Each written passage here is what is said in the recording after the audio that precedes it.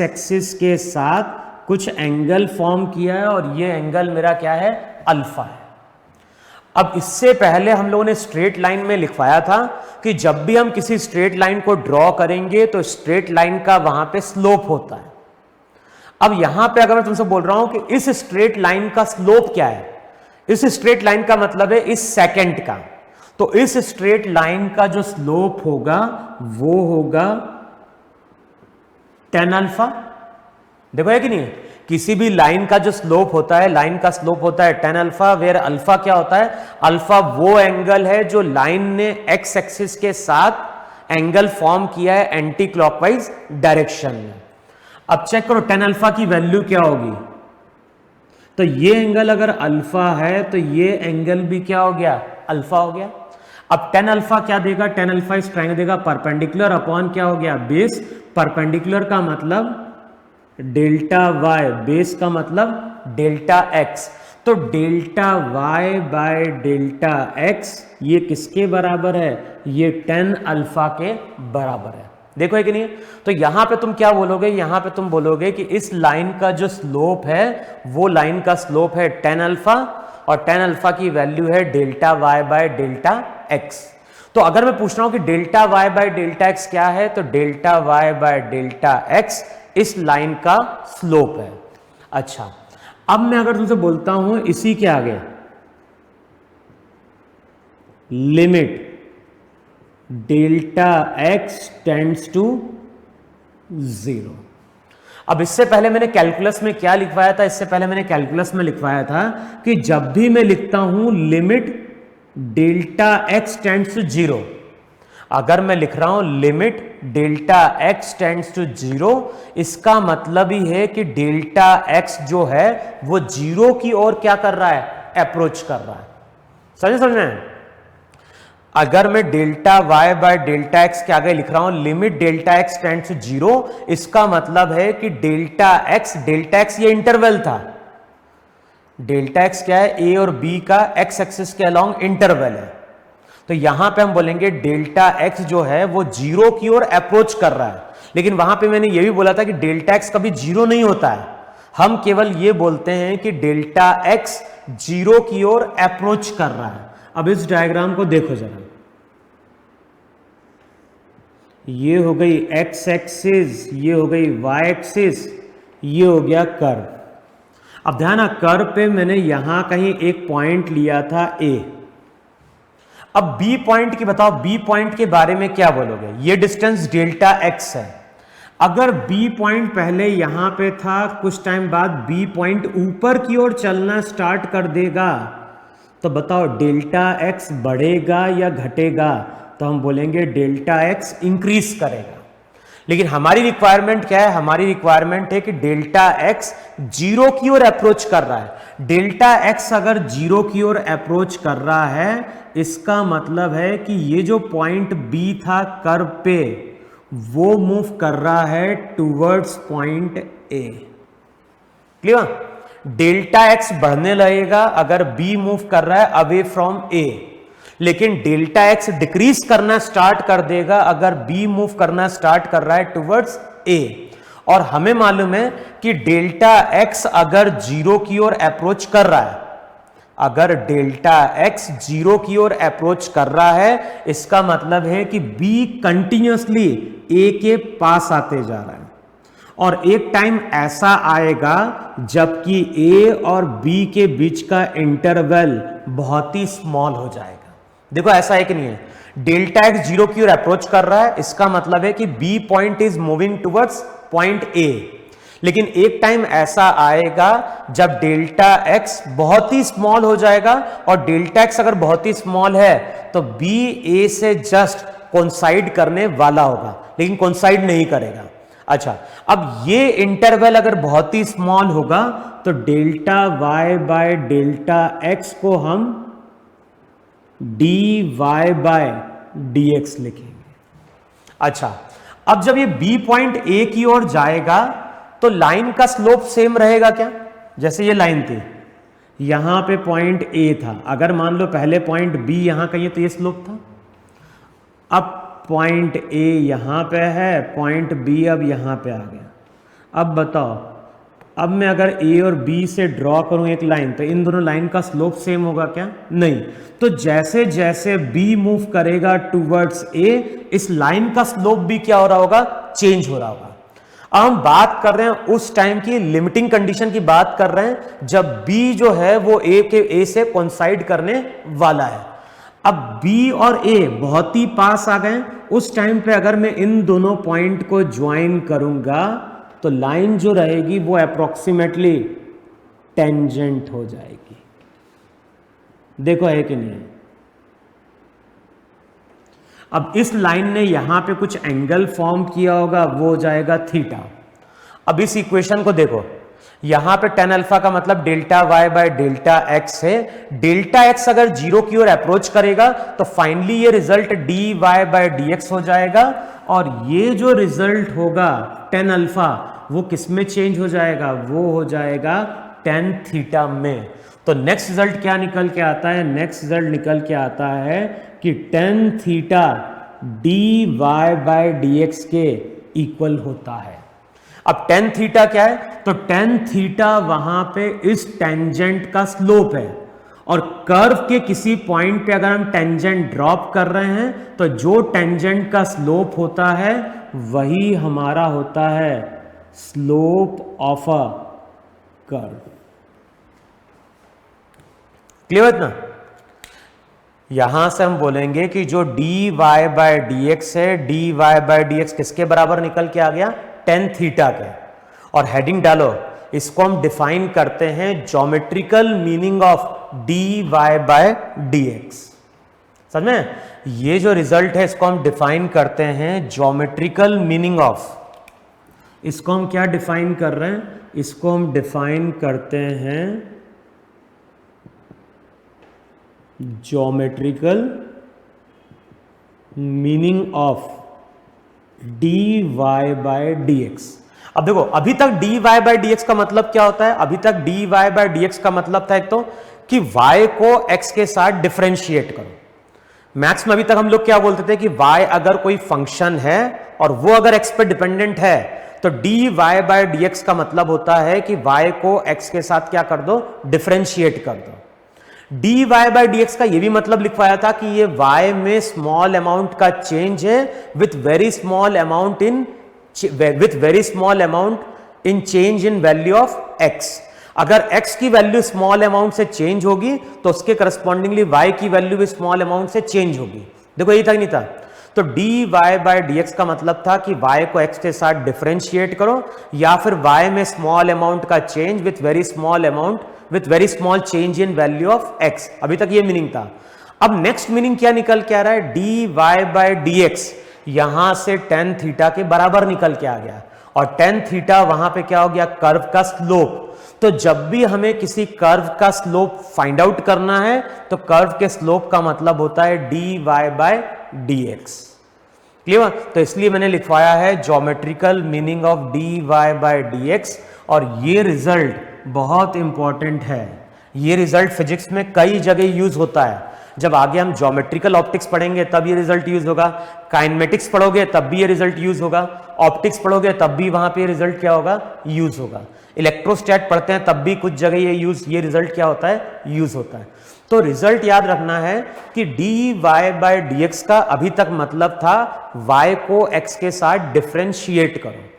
अब d y by d x का मतलब क्या निकल के आ रहा है? अब d y by d x का मतलब निकल के आ रहा है कर्व का स्लोप। कर्व के स्लोप का मतलब होता है कर्व के किसी पॉइंट पे ड्रॉप किया गया टेंजेंट का स्लोप। तो जब भी हमें किसी कर्व का स्लोप फाइंड आउट करना होगा तो वो तुम्हारा वहां पे क्या होगा? D y by d x होगा। अब मैं एक एग्जांपल लेता हूं जहां पे तो तुम्हें समझ में आएगा कि इसका यूज क्या होता है। मान लो अभी ग्राफ हमने ड्रॉ किया था y और x के बीच में, लेकिन कोई जरूरी नहीं कि ग्राफ y और x के बीच में हो सकता है कि ग्राफ x और t के बीच में। अब बताओ, x और t के बीच का ग्राफ है, ग्राफ के किसी पॉइंट पे हमने टेंजेंट ड्रॉप किया, इस टेंजेंट का जो स्लोप रहेगा बताओ किसके बराबर होगा? वहां पे d y by d x था, तो यहां पे हो जाएगा d x by d t. अगर मान लो x वहां पे रिप्रेजेंट कर रहा है पार्टिकल का डिस्प्लेसमेंट और t रिप्रेजेंट कर रहा है टाइम, तो dx बाय dt का मतलब हो गया tan थीटा का मतलब dx बाय t है और dx बाय dt का मतलब पार्टिकल की क्या है, वेलोसिटी है। क्लियर बात ना?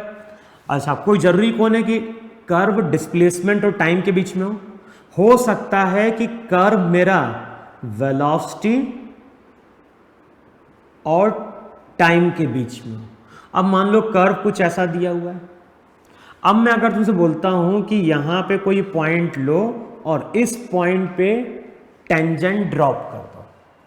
अब बताओ, कर्व के किसी पॉइंट पे अगर हमने टेंजेंट ड्रॉप किया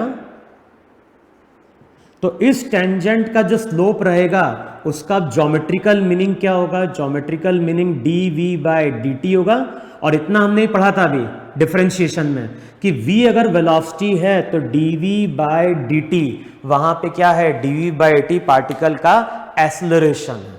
इसका मतलब है कि अगर मुझे डिस्प्लेसमेंट टाइम कर्व दिया है तो हम वेलोसिटी के बारे में इंफॉर्मेशन निकाल सकते हैं।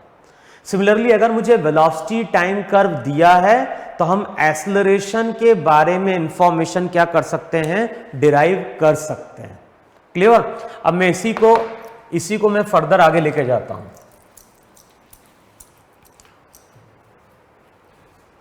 अब जैसे मैं अगर तुमसे बोलता हूं कि अ person is moving on a straight line, हमारे पास एक पर्सन है, हमारे पास एक पर्सन है और ये पर्सन स्ट्रेट लाइन के अलोंग चल रहा है। तो क्वेश्चन में क्या बोल रहा है? A person is moving along a straight line whose position versus time graph is given as. एक पर्सन है, पर्सन एक्स एक्सिस के अलोंग चल रहा है, ये एक्स एक्सिस है, ये वाई एक्सिस है। तो हमारे पास एक पर्सन है जो एक्स एक्सिस के अलोंग चल रहा है और उसका डिस्प्लेसमेंट और टाइम के बीच का ग्राफ कुछ ऐसा दिया हुआ है। तो जो भी पर्सन है, पर्सन एक्स एक्सिस के अलोंग चल रहा है, ग्राफ किसके बीच का दिया है? ग्राफ दिया है बिटवीन डिस्प्लेसमेंट एंड टाइम। अब हमें बताना है कि what can you say about the velocity of this man. तो हम पर्सन की वेलोसिटी के बारे में क्या बोल सकते हैं? क्या बोलने का मतलब है यहां पे कि वेलोसिटी बढ़ रही है या वेलोसिटी घट रही है। अब ध्यान है, यहां पे डायरेक्शन चेंज नहीं हो रहा है, तो हम बात कर रहे हैं बढ़ने घटने का मतलब मैग्नीट्यूड का, कि वेलोसिटी का मैग्नीट्यूड बढ़ रहा है या फिर वेलोसिटी का मैग्नीट्यूड क्या हो रहा है, घट रहा है। तो हमें प्रॉपर्टी क्या यूज करनी है कि डिस्प्लेसमेंट टाइम ग्राफ गिवन है। अगर हम ग्राफ पे यहां कहीं एक पॉइंट ले, यहां कहीं एक पॉइंट ले, यहां कहीं एक पॉइंट ले, किसी भी पॉइंट पे तुम टेंजेंट ड्रॉप करो जरा, पॉइंट यहां पे लो, फिर पॉइंट यहां पे लो, फिर पॉइंट यहां पे लो। अब बताओ, अगर डिस्प्लेसमेंट टाइम ग्राफ गिवन है और ग्राफ के किसी पॉइंट पे अब हमने क्या ड्रॉप किया, टेंजेंट ड्रॉप किया, तो टेंजेंट का स्लोप बताओ हर जगह हमें सेम मिलेगा कि नहीं मिलेगा? तो अब तुम क्या बोलोगे? तुम बोलोगे यहां पे टेंजेंट का स्लोप क्या है, tan थीटा है। और अभी हमने प्रूफ किया कि tan थीटा का मतलब क्या हो गया, tan थीटा का मतलब dx बाय dt है और dx बाय dt का मतलब होता है पर्सन की वेलोसिटी। अब बताओ, थीटा कहीं चेंज हो रहा है क्या? नहीं, थीटा हर जगह मेरा वहां पे कांस्टेंट है और थीटा अगर कांस्टेंट है तो tan थीटा कांस्टेंट है। इसका मतलब है कि जो भी पर्सन है वो मूव कर रहा है कांस्टेंट वेलोसिटी से। अब ध्यान ना, वेलोसिटी वेक्टर क्वांटिटी है तो इसके साथ दो चीजें जुड़ी हुई हैं, एक जुड़ा हुआ है मैग्नीट्यूड और दूसरा जुड़ा हुआ है डायरेक्शन। अगर मैंने तुमसे बोल दिया कि वेलोसिटी कांस्टेंट है तो इसका मतलब है ना तो उसका मैग्नीट्यूड बढ़ रहा है घट रहा है, ना ही इसका डायरेक्शन चेंज हो रहा है। कोई भी एक चीज चेंज हो जाए, या तो मैग्नीट्यूड चेंज हो जाए या डायरेक्शन चेंज हो जाए, दोनों ही चीजें चेंज हो जाएं, तो हम बोलेंगे पर्सन की वेलोसिटी क्या हो गई, नॉन यूनिफॉर्म हो गई। तो इस केस में जो पर्सन है, पर्सन मूव कर रहा है यूनिफॉर्म वेलोसिटी से। लेकिन मान लो अगर इसी केस में ग्राफ हमें ऐसा देते हैं,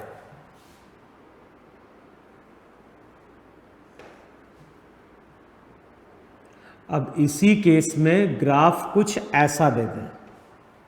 अब बताना है कि जो पर्सन है, पर्सन की वेलोसिटी के बारे में क्या बोलें।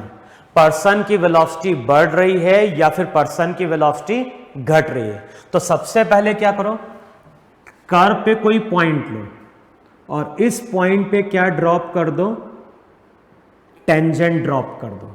अब जो भी टेंजेंट का स्लोप है वो हो गया dx by dt, dx by dt v है। अब ध्यान है यहां पे थीटा की वैल्यू लेस देन 90 है, इसका मतलब tan थीटा पॉजिटिव है, तो v तुम्हारा पॉजिटिव आ रहा है। पॉजिटिव साइन इंडिकेट करता है कि पर्सन का डायरेक्शन कहां है, पर्सन का डायरेक्शन राइट की ओर है। देखो अगर ये वेलोसिटी नेगेटिव होती इसका मतलब है पर्सन लेफ्ट की ओर जा रहा है। तो पॉजिटिव नेगेटिव केवल क्या इंडिकेट करते हैं, डायरेक्शन को।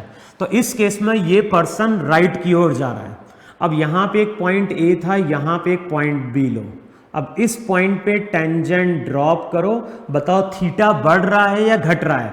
तो जैसे जैसे हम आगे जाएंगे थीटा हमारा इंक्रीज कर रहा है, और ट्रिग्नोमेट्री में हमने पढ़ा है 0 से लेके 90 के बीच में जाओगे तो tan थीटा कंटिन्यूसली बढ़ता है। तो यहां पे अगर थीटा बढ़ेगा तो v भी क्या हो रहा है, इंक्रीज कर रहा है। और v अगर इंक्रीज कर रहा है तो हम बोलेंगे पर्सन यहां पे एक्सेलरेट कर रहा है। जैसे मैं बोल रहा हूं डस्टर है, डस्टर को अगर हम छोड़ दें तो बताओ डस्टर की स्पीड कंटिन्यूसली बढ़ती है कि नहीं बढ़ती है। तो हम बोल रहे हैं डस्टर यहां पे एक्सेलरेट कर रहा है। अच्छा, इसी डस्टर को अगर हम ऊपर की ओर थ्रो कर दें तो जब ऊपर की ओर थ्रो करते हैं तो इसकी स्पीड घटती है, तो हम बोलते हैं डस्टर वहां पे रिटार्ड कर रहा है। तो यहां पे हमें पता चल रहा है कि v कंटिन्यूसली बढ़ रहा है, क्योंकि v का मतलब tan थीटा है और tan थीटा इंक्रीज कर रहा है। तो यहां पे हम बोलेंगे कि पर्सन जो है, पर्सन यहां पे एक्सेलरेट कर रहा है।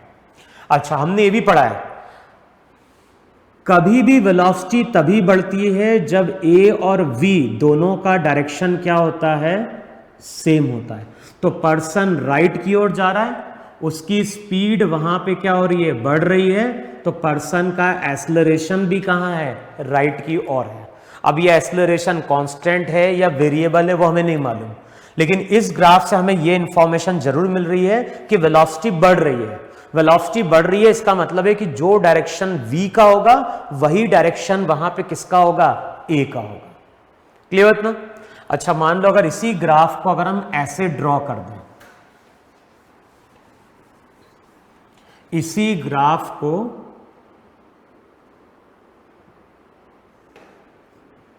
ये t, ये x। अब मैं बोल रहा हूं ग्राफ कुछ इस तरह से ड्रॉ कर। अगेन ये ग्राफ किसके बीच का है, ये ग्राफ है डिस्प्लेसमेंट वर्सेस टाइम का। अब हम क्या कर रहे हैं, बताना है कि पर्सन की वेलोसिटी क्या है, कांस्टेंट है, वेरिएबल है, बढ़ रही है कि घट रही है। तो यहां पे एक पॉइंट लो, इस पॉइंट पे टेंजेंट ड्रॉप किया, क्या हो गया, tan theta, tan theta dx by dt, dx by t v। और ध्यान है ये थीटा लेस देन 90 है तो v क्या हो गया, पॉजिटिव। तो इस ग्राफ को देख के हम बोलेंगे कि पर्सन कहां जा रहा है, पर्सन जा रहा है राइट की ओर, क्योंकि v पॉजिटिव है। अच्छा, v बढ़ रहा है या घट रहा है, तो v थीटा पे डिपेंडेंट है। अब मैं अगर कोई पॉइंट यहां पे लूंगा तब बताओ थीटा क्या हो रहा है, ग्राफ को देखो जरा, यहां पे थीटा ज्यादा है, ऐसे खींचोगे तो थीटा क्या होगा, और कम होगा, और आगे जाओगे थीटा और कम होगा। तो इसका मतलब है थीटा यहां पे डिक्रीज कर रहा है। और थीटा अगर डिक्रीज कर रहा है तो प्रॉपर्टी क्या है, tan थीटा भी डिक्रीज करेगा, tan थीटा डिक्रीज करेगा, इसका मतलब v डिक्रीज कर रहा है। और किसी पर्सन की वेलोसिटी डिक्रीज कर रही है तो इसका मतलब है कि इसका वहां पे रिटार्डेशन हो रहा है। तो जो भी पर्सन है, पर्सन का यहां पे रिटार्डेशन है। पर्सन का रिटार्डेशन तभी होता है जब v और a ऑपोजिट होता है। तो यहां पे हम क्या बोलेंगे कि v अगर राइट की ओर है तो ए वहां पे लेफ्ट की ओर होना चाहिए, तभी वेलोसिटी वहां पे क्या होगी, डिक्रीज करेगी। क्लियर ना? तो ये जो टेंजेंट वाली प्रॉपर्टी है, ये टेंजेंट वाली प्रॉपर्टी हम कई जगह यूज करते हैं। रिजल्ट क्या ध्यान रखना है, जब भी हम किसी कर्व का स्लोप फाइंड आउट करेंगे तो वो हमेशा किसके बराबर निकल के आएगा, d y by d x के बराबर आएगा, अगर ग्राफ वाई और एक्स के बीच में क्या किया गया है, प्लॉट किया गया है। क्लियर? अच्छा, इसी प्रॉपर्टी को हम ऐसे भी यूज कर सकते हैं, इन्हें कुछ क्वेश्चन ऐसे ही बनते हैं, जैसे अगर बोल रहा हूं कि पर्सन ए है, मान लो इस तरह से मैं बोल रहा हूं, यहां पे एक पर्सन ए है, पर्सन ए जा रहा है राइट की ओर, यहां पे एक और पर्सन है बी, और पर्सन बी भी जा रहा है राइट की ओर। अब इन दोनों पर्सन का डिस्प्लेसमेंट और टाइम के बीच का ग्राफ दिया हुआ है, दोनों ही पर्सन एक्स एक्सिस के अलोंग चल रहे हैं ग्राउंड पे, दोनों का डिस्प्लेसमेंट टाइम ग्राफ दिया है, ये दिया है ए का 30 डिग्री, ये दिया है बी का, और ये दिया है 60 डिग्री।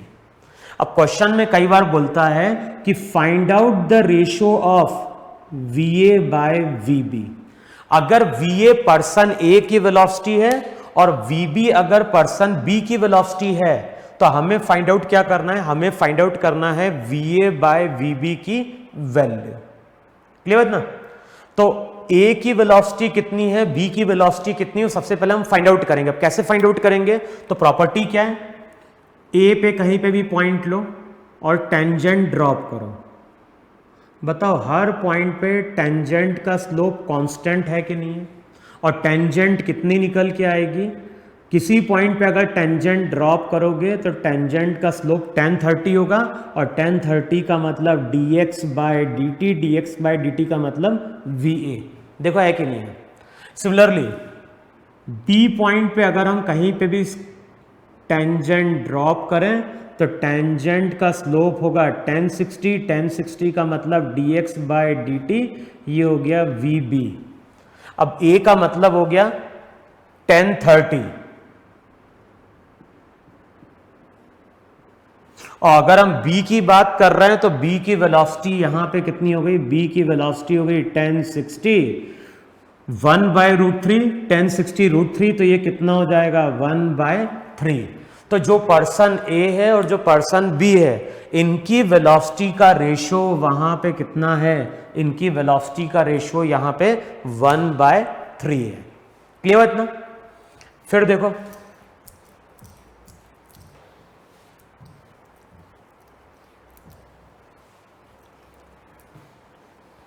अब जैसे मैं अगर तुमसे बोलता हूं कि हमारे पास एक कर्व है, पहले इक्वेशन लिखो, y equals to x square, हमारे पास एक कर्व है, और इससे पहले हम लोग डिस्कस कर चुके हैं कि y equals to x square अगर कर्व होगा तो ये कर्व मेरा वहां पे पैराबोला। अब इस कर्व को अगर ड्रॉ करोगे तो प्रॉपर्टी क्या लिखवाई थी, प्रॉपर्टी मैंने लिखवाई थी कि x का अगर स्क्वायर होगा तो y के अबाउट सिमेट्रिक चलेगा, और ये पैराबोलिक कर्व ओपनिंग अपवर्ड होगा। देखो है कि नहीं यहां पर। अच्छा, इस पैराबोला में यहां कहीं मैंने कोई पॉइंट लिया, और मान लो x कोऑर्डिनेट वहां पे कितना है, 2 है। अब बताओ इस पॉइंट का y कोऑर्डिनेट क्या होगा, तो अगर इस पॉइंट पे अगर x कोऑर्डिनेट 2 है तो यहां पे पुट करो, x की वैल्यू 2 पुट करोगे तो y कोऑर्डिनेट वहां पे क्या हो जाएगा 4। देखो ऐसा होगा कि नहीं होगा, अगर हम x की वैल्यू पुट करेंगे तो वहां पे y की वैल्यू मिल जाएगी। इसका मतलब है कि ये जो पॉइंट हमने लिया है उसका कोऑर्डिनेट हो गया 2,4। अब मैं अगर तुमसे पूछता हूं कि find out the slope of this curve, find out the slope of this curve at point 2,4, तो बताना है कि 2,4 पे इस कर्व का स्लोप क्या है। तो कर्व के स्लोप का मतलब होता है इस पर्टिकुलर पॉइंट पे ड्रॉप किया गया टेंजेंट का स्लोप।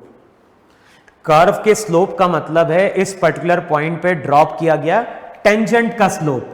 तो जो भी स्लोप रहेगा, स्लोप का मतलब हो गया टेन थीटा। अब टेन थीटा की वैल्यू कैसे मिलेगी? टेन थीटा हमें मालूम है geometrically d y by d x के बराबर है, और y अगर एक्स स्क्वायर है तो d y by d x क्या होगा? 2x होगा। अब स्लोप जो है, स्लोप का मतलब टेन थीटा है, स्लोप किस पर डिपेंड कर रहा है? x पे। x कोऑर्डिनेट यहां पे कितना दिया है? 2, पुट कर दो तो टेन थीटा वहां पे क्या आ जाएगा? 4, और ये जो टेन थीटा 4 आएगा यही तुम्हारा वहां पे क्या कहलाएगा? स्लोप कहलाएगा। क्लियर है इतना? तो इस तरह से वहां पे हम कई बार क्या होगा, कर्व दिया होगा और कर्व का हमें स्लोप क्या करना होगा? फाइंड आउट करना होगा। तो वहां पे हम इस तरह से क्या करेंगे? डिफरेंशिएट करके वैल्यू पुट कर देंगे। क्लियर हुआ इतना?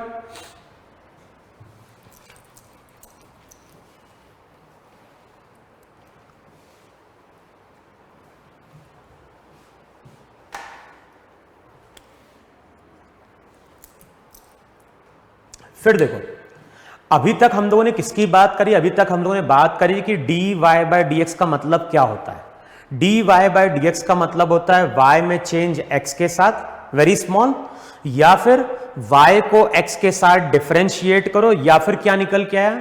D y by d x का मतलब होता है किसी कर्व का स्लोप। तो इतनी चीजें अभी हम लोगों ने क्या करी? डिस्कस करी।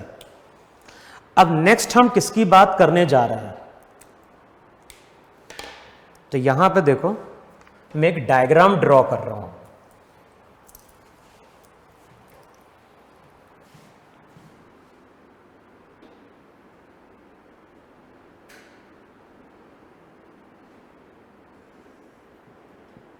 ये हो गई एक्स एक्सिस, ये हो गई वाई एक्सिस। अब मैं क्या कर रहा हूं, यहां पे एक डायग्राम ड्रॉ कर रहा हूं। डायग्राम में शो कर रहा हूं इस तरह से कर्व। तो ये मेरा एक कर्व है। अच्छा, अब जब मैं इस तरह से कर्व शो कर रहा हूं तो ये जो कर्व है, कर्व का मतलब फंक्शन है, और y जो फंक्शन है वो किस पे डिपेंड कर रहा है? x पे। समझ में क्या किया? मैं बोल रहा हूं कि हमारे पास एक फंक्शन है, हमारे पास y एक फंक्शन है जो किस पर डिपेंड कर रहा है? x पे डिपेंड कर रहा है। जैसे इससे पहले हमने इक्वेशन क्या यूज करी थी? y equals to x square. अब मैं अगर x की डिफरेंट वैल्यू लूंगा तो y की डिफरेंट वैल्यू मिलेगी, सबको ज्वाइन करें तो कर्व मिल जाएगा। तो यहां पे मैं तुमसे बोल रहा हूं कि y एक फंक्शन है जो x पे डिपेंड कर रहा है। अब जैसा रिलेशन होगा उसके अकॉर्डिंग मैंने यहां पे कर्व ड्रॉ कर दिया, यानी कुछ रिलेशन रहा होगा y और x के बीच का, उसके अकॉर्डिंग हमने इस तरह से कर्व क्या किया? प्लॉट किया। जैसे यहां पे y फंक्शन ऑफ x है कि नहीं? अगर मैं यहां पे तुम्हें बोलूं कि ग्राफ ड्रॉ करो तो ग्राफ ऐसा जाता है कि नहीं जाता? तो यहां पे भी y और x के बीच में कुछ रिलेशन है, उसके अकॉर्डिंग ये कर्व मेरा कुछ इस तरह से निकल के आता है। अच्छा, अब इस कर्व को देख के हमें क्या पता चलता है? इस कर्व को हमें देख के पता चल रहा है कि जैसे जैसे x इंक्रीज कर रहा है, जैसे जैसे हमारा x कोऑर्डिनेट बढ़ रहा है, तथा y कोऑर्डिनेट भी क्या हो रहा है? y कोऑर्डिनेट भी बढ़ रहा है। तो हम लोग क्या बोलेंगे? जैसे जैसे x बढ़ रहा है, फंक्शन की वैल्यू भी क्या हो रही है? बढ़ रही है। लेकिन इस ग्राफ को देखो, बताओ हमेशा कोई वैल्यू बढ़ते हुए जा रही है क्या? ऐसा तो है नहीं। पहले कर्व ऐसा गया फिर ऐसा गया, इसका मतलब कि वैल्यू पहले बढ़ी फिर उसके बाद वैल्यू क्या हो रही है? घट रही है। तो इस कर्व को देख के क्या बोलोगे? इस कर्व को देख के बोलोगे कि जैसे जैसे x बढ़ रहा है, y की वैल्यू भी यहां पे क्या हो रही है? इंक्रीज कर रही है। एक टाइम ऐसा आता है जब y की वैल्यू मैक्सिमम हो जाती है, और इस पॉइंट को हमने नाम दिया है x1। तो x1 वो पॉइंट है जहां पे y ने अपनी मैक्सिमम वैल्यू क्या करी है? अटेन करी है। अच्छा, हम और आगे गए, बताओ जब और आगे जाओगे तो x क्या हो रहा है? जब और आगे जाओगे तो x की वैल्यू बढ़ रही है। अब x की वैल्यू बढ़ रही है तो y क्या हो रहा है? घटते जा रहा है। और यहां पे अगर देखोगे तो हमें एक और पॉइंट मिलेगा, और इस पॉइंट पे y की वैल्यू क्या होगी? सबसे कम होगी। तो अगर हम y एक फंक्शन की बात कर रहे हैं तो y की वैल्यू पहले बढ़ती है फिर घटती है, फिर उसके बाद वैल्यू क्या होती है, अगेन बढ़ती है। तो ये वो पॉइंट है जहां पे y की वैल्यू मैक्सिमम हुई है, और ये वो पॉइंट है जहां पे y की वैल्यू मिनिमम हुई है। देखो ऐसा है कि नहीं वहां पे। तो यहां पे जो मैंने कर्व ड्रॉ किया है, यहां पे हमने जो कर्व ड्रॉ किया है, इस कर्व की प्रॉपर्टी क्या है? कर्व की प्रॉपर्टी है कि फंक्शन की वैल्यू पहले बढ़ती है, किसी जगह जाके फंक्शन की वैल्यू मैक्सिमम होती है, उसके बाद फंक्शन डिक्रीज करता है, फिर जाके वैल्यू कहीं पे क्या होती है, सबसे कम होती है, और उसके बाद फिर ये वैल्यू क्या होती है, बढ़ना स्टार्ट हो जाती है। अच्छा, अब यहां पे हम लोग जो नेक्स्ट प्रॉपर्टी की बात करने वाले हैं वो बात करने वाले हैं मैक्सिमा एंड मिनिमा की। और ध्यान है, ये बहुत ही इंपॉर्टेंट टॉपिक है जिसको हम फिजिक्स में, या इस प्रॉपर्टी को हम फिजिक्स में कई बार यूज करते हैं। है तो टॉपिक मैथ्स का, लेकिन फिजिक्स में ऐसे बहुत सारे केसेस आएंगे जहां पे हमें मैथ्स की इस प्रॉपर्टी को यूज करना होगा। अब हमें कैसे मालूम चलेगा कि मैथ्स की इस प्रॉपर्टी को यूज करना है? तो याद होगा कई बार जब हम क्वेश्चन सॉल्व करते थे तो क्वेश्चन में ऐसा वर्ड यूज किया जाता है कि फाइंड आउट मैक्सिमम वेलोसिटी, या फिर पूछेगा find out maximum electric field, या फिर पूछेगा फाइंड आउट मिनिमम वर्क, या फिर पूछेगा फाइंड आउट मिनिमम सेपरेशन, या फिर पूछ सकता है फाइंड आउट मैक्सिमम मोमेंटम। तो जब भी फिजिक्स में ऐसा वर्ड यूज होगा कि कोई चीज मैक्सिमम कैलकुलेट करनी है या कोई चीज मिनिमम कैलकुलेट करनी है, तो इसका मतलब है कि मैथ्स की इस प्रॉपर्टी को हमें यूज करना है। क्लियर? तो अगर हमें इस प्रॉपर्टी का नॉलेज होगा तभी हम फिजिक्स में क्वेश्चन क्या कर पाएंगे, सॉल्व कर पाएंगे। अच्छा, अब हम बात कर रहे हैं यहां पे किसकी? यहां पे हम बोल रहे हैं कि y की वैल्यू किसी एक जगह मैक्सिमम हुई है और कहीं पे जाके y की वैल्यू क्या हुई है, मिनिमम हुई है। तो हम बात कर रहे हैं मैक्सिमा की और मिनिमा की। अब जो सबसे बेसिक प्रॉपर्टी है मैक्सिमा मिनिमा की वो क्या है? जिस जगह फंक्शन ने मैक्सिमम वैल्यू अटेन करी है या जिस जगह फंक्शन ने मिनिमम वैल्यू अटेन करी है, उस पॉइंट पे टेंजेंट ड्रॉप कर दो। तो कर्व के इस पॉइंट पे हमने एक टेंजेंट ड्रॉप किया। टेंजेंट का मतलब वो लाइन जो कर्व को टच करते हुए जा रही है, कट नहीं करनी चाहिए। यहां पे अगर मैं टेंजेंट ड्रॉप करूंगा तो चेक करो टेंजेंट ऐसी जाएगी कि नहीं जाएगी। अब यहां पे अगर हम टेंजेंट ड्रॉप करते हैं और यहां पे अगर टेंजेंट ड्रॉप करते हैं तो ये दोनों ही लाइन एक्स एक्सिस के पैरेलल है, और एक्स एक्सिस के पैरेलल है तो थीटा की वैल्यू क्या हो गई, जीरो हो गई। देखो है कि नहीं यहां पे? तो यहां पे भी थीटा की वैल्यू जीरो, यहां पे भी थीटा की वैल्यू क्या हो गई, जीरो है। अच्छा, अभी इससे पहले हम लोगों ने नेक्स्ट प्रॉपर्टी क्या पढ़ी थी? इससे पहले अभी हमने प्रॉपर्टी जो डिस्कस करी थी वो क्या थी कि अगर हमारे पास कोई कर्व है और कर्व के किसी पॉइंट पे अगर हम क्या ड्रॉप कर रहे हैं, टेंजेंट ड्रॉप कर रहे हैं, तो टेंजेंट का स्लोप होता है dy बाय dx के बराबर। तो बताओ ये भी एक कर्व है कि नहीं है? कर्व के किसी पॉइंट पे हमने टेंजेंट ड्रॉप किया, तो बताओ टेंजेंट का स्लोप dy बाय dx के इक्वल होगा कि नहीं होगा? हमें मालूम है थीटा की वैल्यू क्या है, थीटा की वैल्यू पुट करो जीरो, तो टेन जीरो जीरो, तो पहला रिजल्ट क्या निकल के आता है, dy बाय dx जीरो होगा। यहां पे भी अगर देखोगे तो वही रिजल्ट एप्लीकेबल है। थीटा की वैल्यू जीरो, तो यहां से भी तुम बोलोगे dy बाय dx कितना निकल के आ गया, जीरो।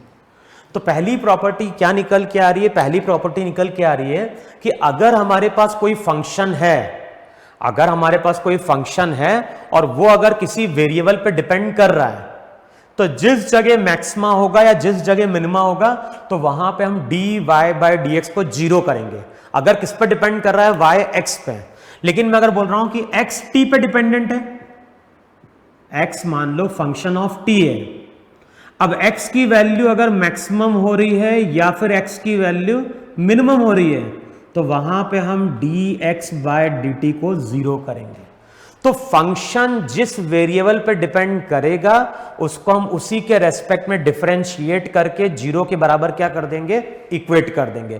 तो ये तो फर्स्ट प्रॉपर्टी है जिसको हमें न्यूमेरिकल सॉल्व करने में यूज करना है। क्लियर? अच्छा, अब नेक्स्ट प्रॉपर्टी हम क्या यूज करेंगे, तो मैक्सिमा के जस्ट पहले एक पॉइंट ले लो जरा, और इस पॉइंट पे